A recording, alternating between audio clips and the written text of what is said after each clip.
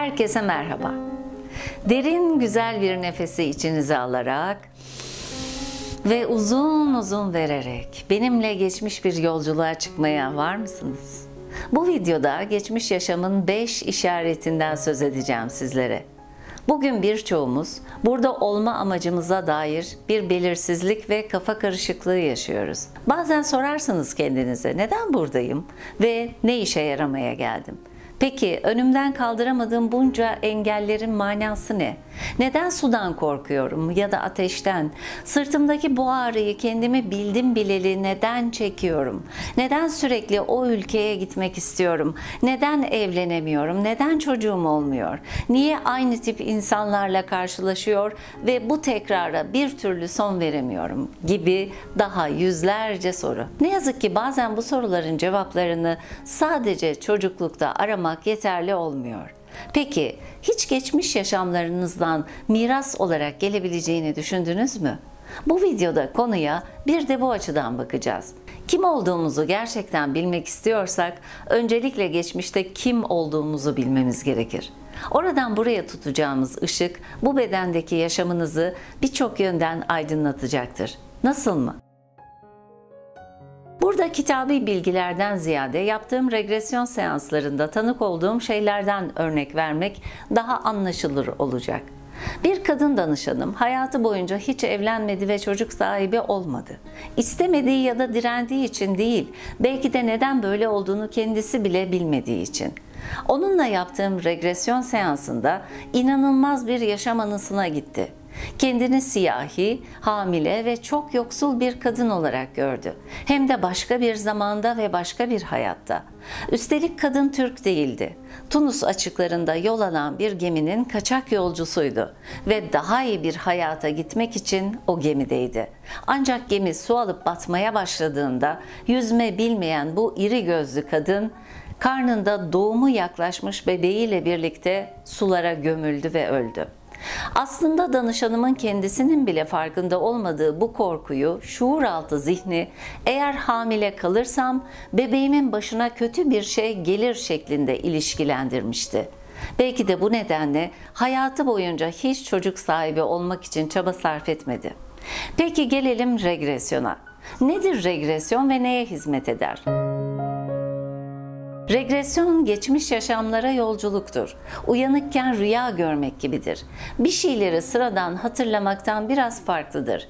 Yaşadığımız anların aklımıza gelmesi gibi değildir. Çağrışım ve telkin yoluyla beynin teta frekansına getirilmesi ve olayların şimdi yaşanıyormuş gibi algılanmasıdır. Kişi bunları görür ve hissederken bir yandan kontrolcü zihin hep devrededir ve bunları sen uyduruyorsun, bu senaryoları sen yaratıyorsun diye konuşur durur. Varsın konuşsun, varsın uydursun. Neden başka bir şey değil de bunu uydurdu acaba? Neden uydurduğu şey sizin yaşamınızdaki bazı şeylere denk düşüyor? Evet, kişi burada trans haline geçer ancak bir yandan da terapistle konuşmayı sürdürür. Görüntüler, hisler, duyumlar o anda zihninde canlı bir şekilde belirir. Geçmiş yaşamlara ait vizyonlar görülür ve bu bedende yaşadığı sıkıntılara, devam eden kronikleşmiş durumlara, rahatsızlıklara ışık tutar.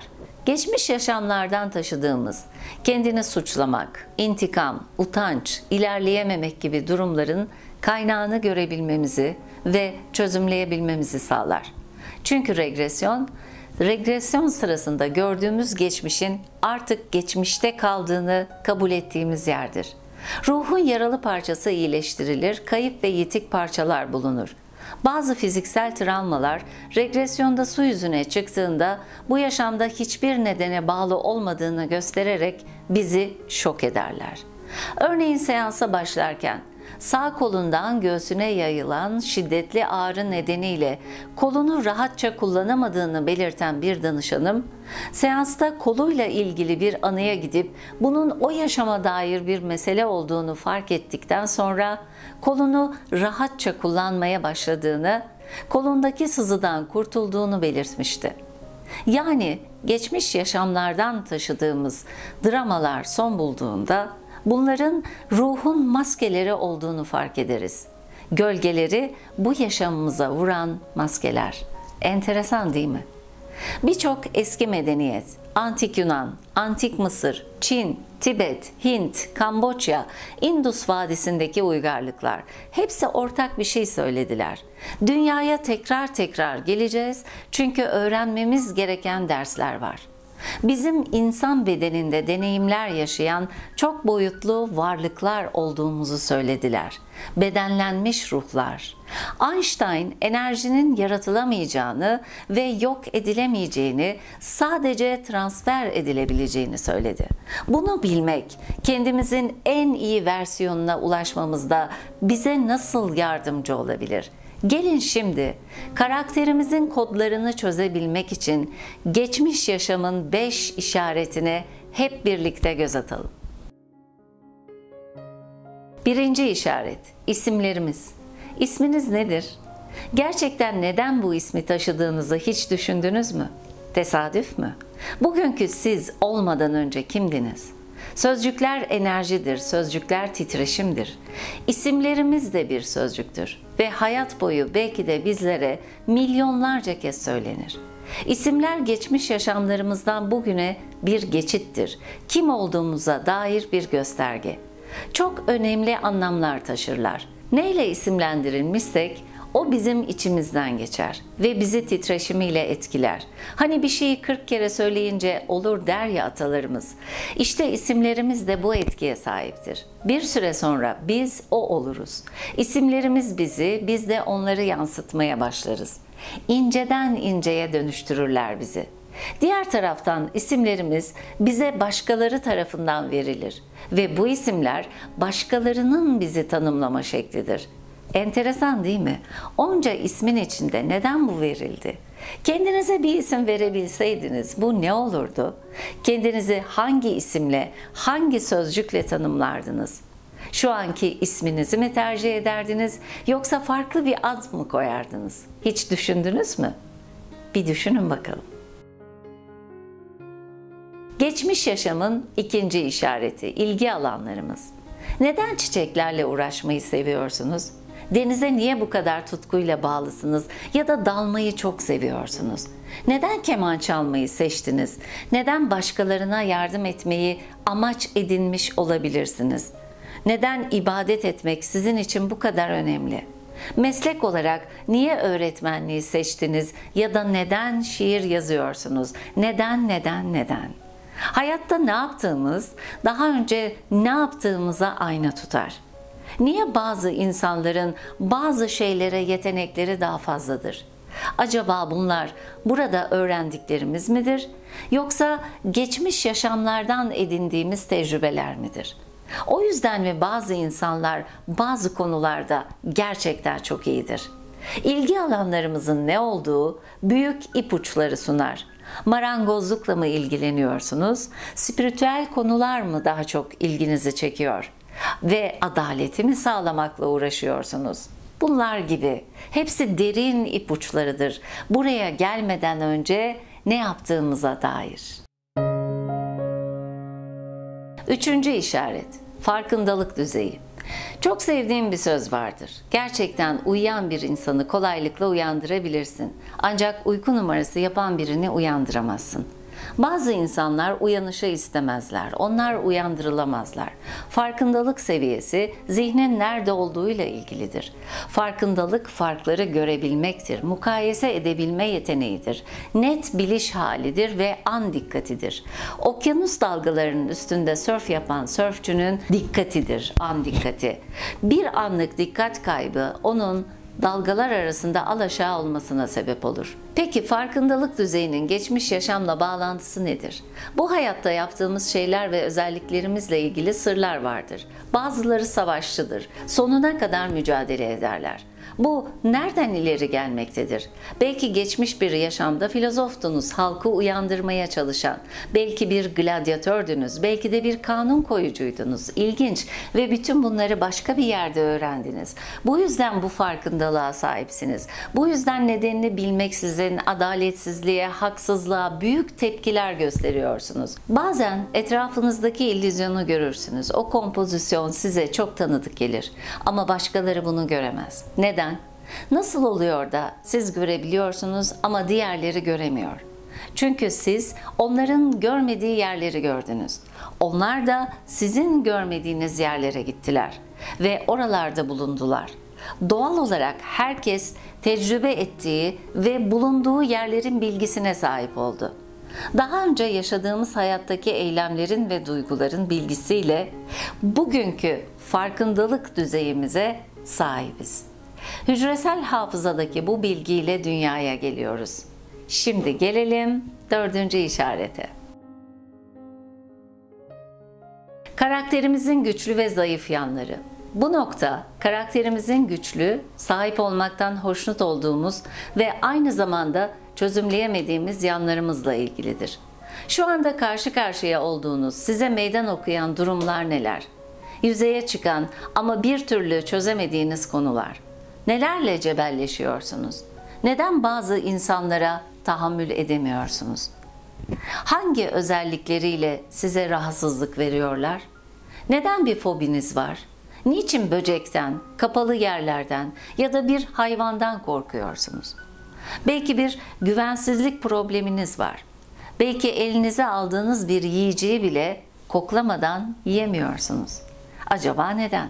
Acaba geçmişte birisinin yemeğinize kattığı zehirle ilgili bir deneyim yaşamış olabilir misiniz? Kim bilir? Muhteşem ve zayıf yanlarımız. Kendimiz hakkında neyi beğeniyoruz? Gerçekten neleri seviyoruz? Bunlar şu andan gelmiyor. Şimdi oluşmadılar. Geçmişin mirasları. Atalarımız, köklerimiz, soyumuz ve kendi geçmiş yaşamlarımızın bilgileriyle dünyaya geliyoruz. Kocaman bir bilgi ve deneyim yüküyle. Geçmiş yaşam terapisi, hayatımızın geçmişine ve çocukluk travmalarımıza da geri dönmenin ve yaralı benliğimizi iyileştirebilmenin muhteşem bir yoludur. Üst düzey yöneticilik yapan bir danışanım, maddi kaynaklarını kaybetmek korkusu yaşadığını bana söylemişti. Seansta kendini orta çağda dilencilik yapan ve cüzdanlı olduğu için toplum tarafından dışlanan biri olarak gördü. Bu deneyimdeki korkular açığa çıktığında hayatındaki tesirleri de kayboldu gitti. Ve son olarak geçmiş yaşamın 5. işareti. İnsanların bize hatırlattıkları. İnsanlar size kim olduğunuzu hatırlatacaktır. Sizin kim olduğunuzu bir şekilde size anlatacaklardır.